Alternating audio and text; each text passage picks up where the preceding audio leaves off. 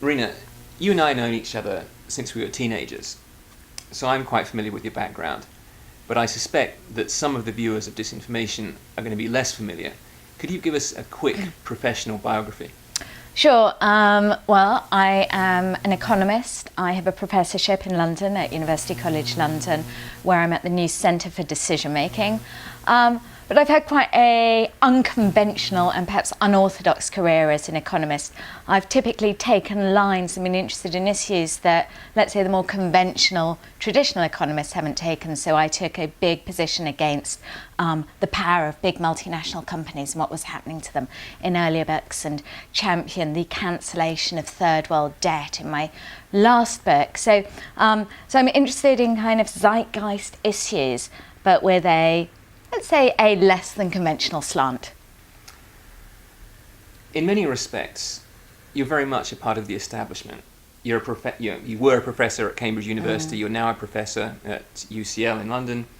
You write for national newspapers, you publish books with HarperCollins, but I see you as something of a subversive Trojan horse. Why do you think that major corporations and governments give you access and trust your advice? I mean, it's so interesting that you raised that, because I think what really epitomised this duality was quite a few years ago, I was at the World Economic Forum at Davos with the protesters outside the room, and then got invited the next year in with the establishment figures. I think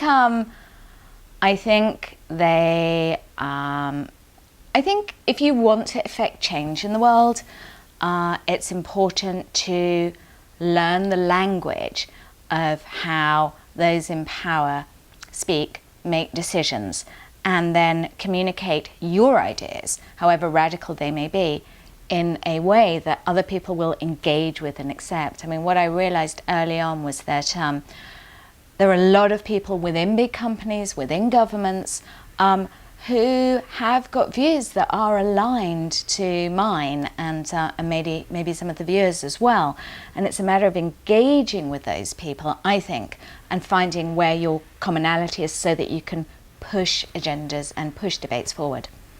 Okay, great. So, of course, I want to come to your new book, Eyes Wide Open. But your first book, The Silent Takeover, became a huge bestseller around the world, including the United States. Can you tell us why you think it struck such a strong chord in this, the land of mega corporations? Well, perhaps, most of all in the land of mega corporations, because that book was really about how powerful big corporations were coming. Of the 100 biggest economies in the world, 51 at the time were big multinational corporations. I mean, it's probably much, much, much worse today. And I was interested in kind of really teasing out what that meant, and how, I was looking at how businesses were taking on getting involved in the environment and human rights and politics, and looking at campaign finance issues. And I think it was one of the first kind of big books that really address these issues in an accessible and an engaging way, and I think that's why it took off. President Eisenhower famously warned, "We must guard against the acquisition of unwarranted influence, whether sought or unsought, by the military-industrial complex." Do you think that his vision has actually come to pass? No, I mean, we are getting there is a lot of undue influence. What I've seen over the past 20 years as I've been really kind of looking at where politics and business and economics meet, is that the three areas are very intermeshed. Now, that is, can often lead to bad, and in some cases it can actually lead to positives. I mean, there are cases where we are seeing companies actually driving some positive agendas on things like human rights and the environment in places where the governments really don't give a damn. So it's not as straightforward as big business driving the agenda is bad, but of course there are serious democratic implications when it's business, not government, in control. I'm tempted to ask you about the NSA and Google and the other technology companies, but maybe we'll come back to that, because obviously it's part of the same question. One thing I wanted to ask you about was the American concept of corporate personhood, with corporations having the same constitutional rights as real people. I mean, how, Is this the B Corporation? I think I've been reading about it, yes. Is this something that you've come across at all in your research? Yes, I mean, I have seen some of the research, and I've actually met with a couple of the people who are advocating for this, and I think, and it seems that if it were to move ahead, there would be really important implications for liability, for example, and companies and CEOs and directors being able to be prosecuted much more easily if things go wrong. It's a movement that I find is interesting. I've been aware of it for some time. It hasn't seemed to really gain significant traction yet, but it will be. But I think the kind of broader message, which is in a world such as ours, in which the market really came to dominate to a degree that I think most people now would agree was just too excessive, how can we make sure that the worst side of corporate power is regulated and reined in? Okay, because I mean, one of the what I was getting at really with the question is that in America, there was a controversial Supreme Court decision that's been taken up by some people to mean that corporations have the same rights as people constitutionally. Oh, right. I see. So, not responsibilities. Yeah, so well, that's it. It seems that they're, it's convenient that they should have the same rights as real people, but not the same responsibilities and penalties as real people, because you can't lock up a corporation necessarily. So. Gosh, no, I wasn't aware of that even. That's I mean, rights without responsibility sounds a very dangerous ruling. Well, that's a topic perhaps for another book. But turning to a topic that's very much in your sphere, the financial crisis. Where do you or did you come out on Too Big to Fail? Oh, yes. I mean, first of all, the crisis in my last book, The Debt Threat, which I wrote in 2004, 2005. I mean, it was so obvious to me that we were heading towards an unsustainable debt crisis.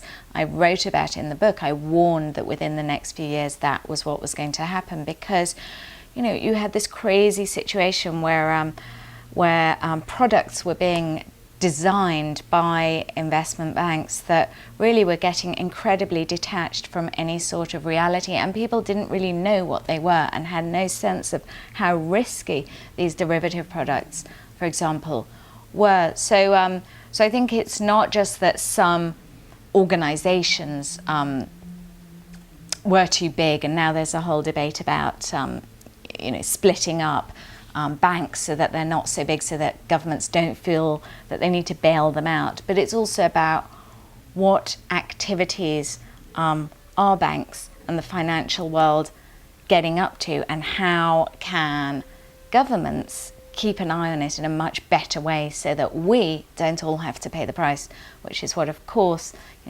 since 2008, it's been ordinary citizens who've been paying for the reckless behaviour of big banks. Right, so in 2008, should the US government have saved Lehman Brothers, or should it have allowed more financial institutions to fail? I mean, where would you come out on that decision?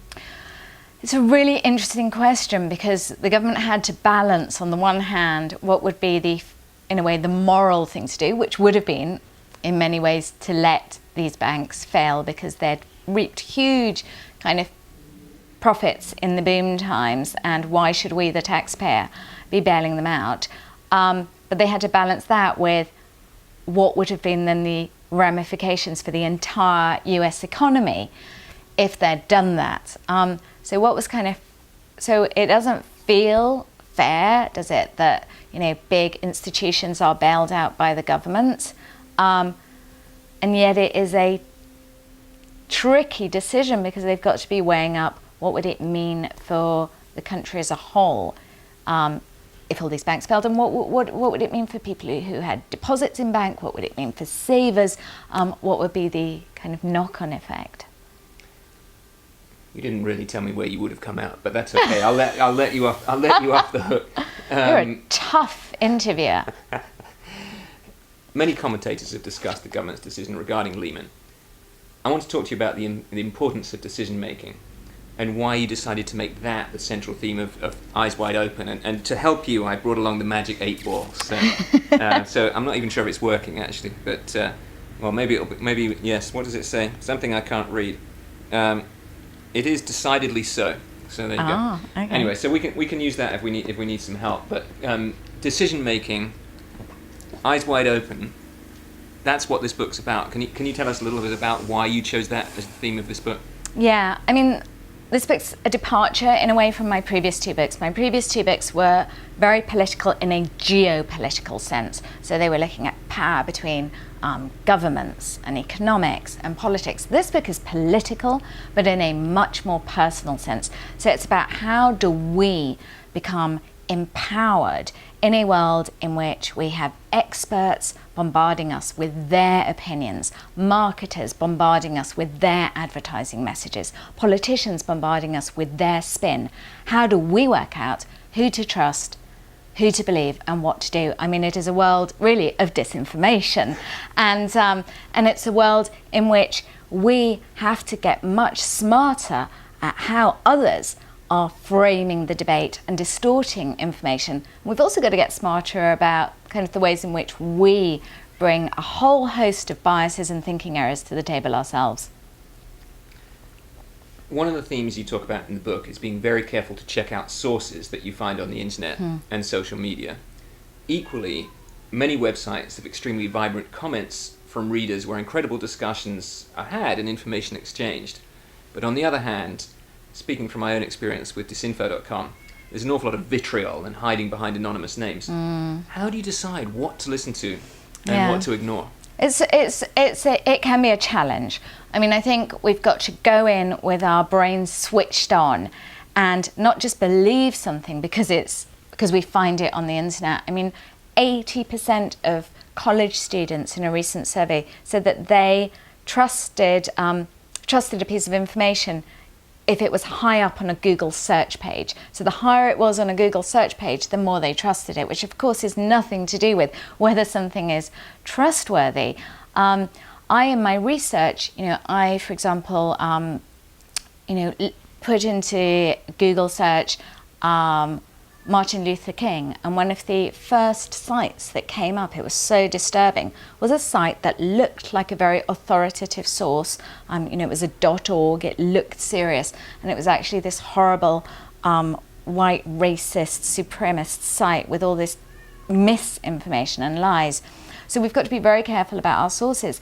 On Twitter, especially when a news story is breaking, so in the wake of the Boston Marathon bombing, for example, or in the wake of a natural disaster, there's a lot of information on Twitter.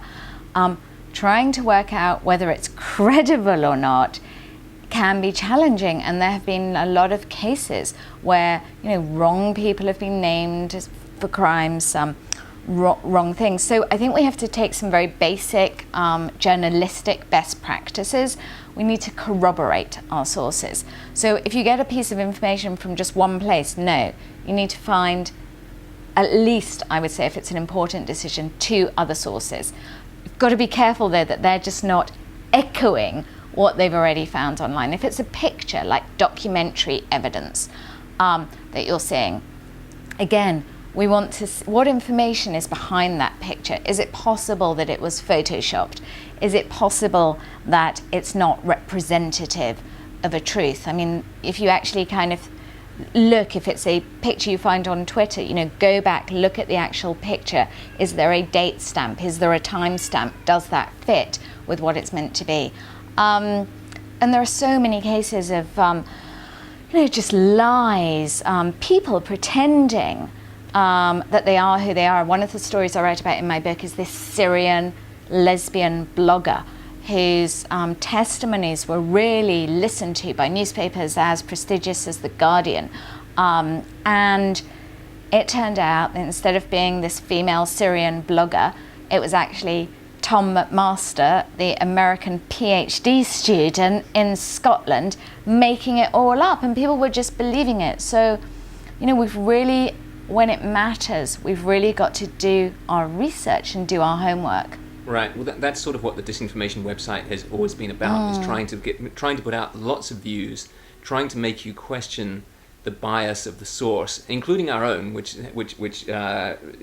is the point of being called disinformation. Hey, you shouldn't necessarily believe what's on the disinformation website, or the Guardian, or the New York Times, or CNN, or anyone else. Question your sources. Try and corroborate.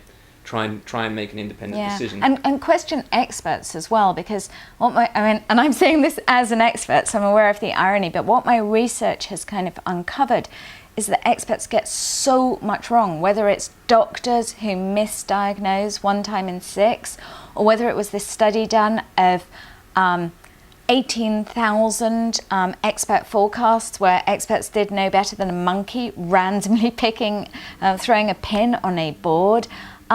So, and I think what we can do, again, with our brains switched on and our eyes wide open, is also, when we're trying to figure things out, it does make sense often nowadays to reach out to your social network, to post that question on Facebook, because it's possible that people in your network may have experiences that are directly relevant to you.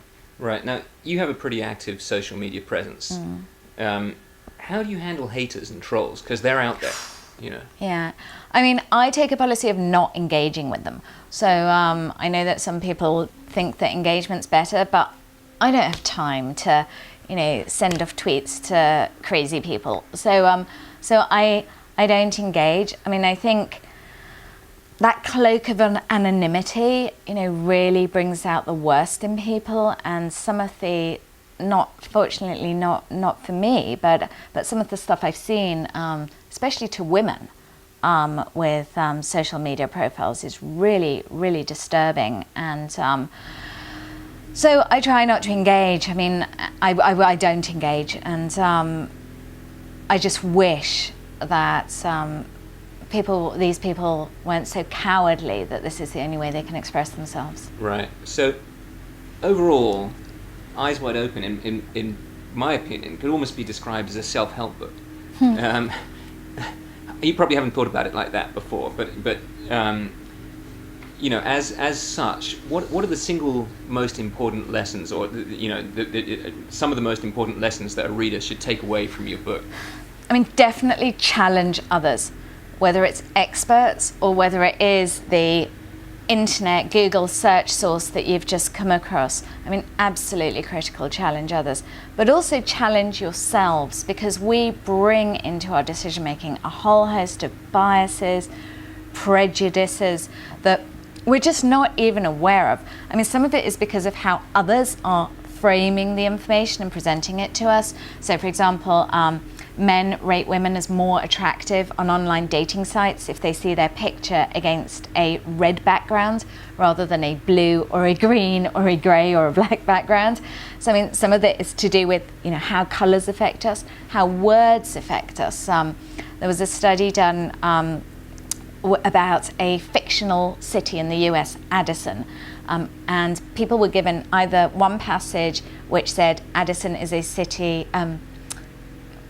crime is a virus attacking Addison, this city. The other people were given a passage which started, crime is a beast attacking Addison, this city. And then they had exactly the same passage, exactly the same information, so 80 words, exactly the same, just that one word difference, virus and beast.